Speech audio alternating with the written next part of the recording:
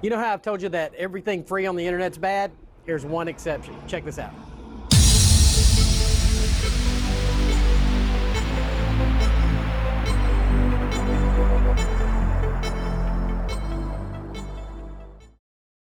Hey everybody, it's Terry with Informatics. I want to show you a great way to keep your computer up to date with those programs that are not from Microsoft, or programs that Microsoft or Windows updates has nothing to do with. Things like Java or Google Chrome or Firefox. Going and either getting it installed for the first time or updating the versions that you have to make sure you've got the latest version. You're going to like this. So the trick is to go to a website called, well, we call it Ninite, but www.ninite.com. You might call it Ninite or Ninite, but it doesn't really matter. Just go to that one. And you'll see up here at the top it says install and update all your programs at once. This website is free, costs absolutely nothing to do what I'm about to show you, and you can do it as many times as you want to. So scroll down to the bottom and you'll see a whole bunch of different programs in a bunch of different categories. Things that require updates pretty routinely are going to be under this one called runtimes. So you always want to make sure that your Java is up to date. This .NET version, it's a Microsoft product, but they don't update it in the routine updates.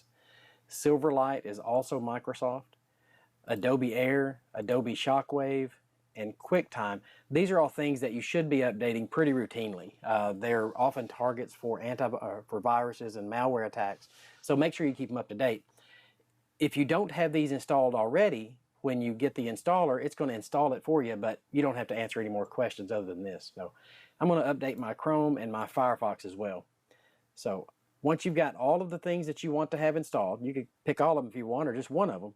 Click Get Installer and look either up here at the top or down here in the bottom, depending on your browser, for the installer. If you don't see it in either place, click this button here and you should be able to find it. So I'm going to click it. It says, do you want to run this file? I'm going to choose Run.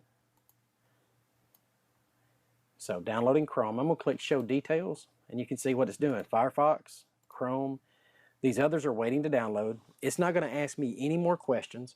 It's not going to install any of the junk that can come along by finding these and downloading them individually.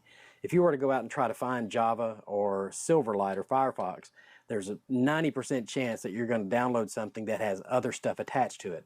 That's how your computer gets all the spyware, the pop-ups, and the toolbars that wind up on people's computers. It's because they piggyback on programs like this.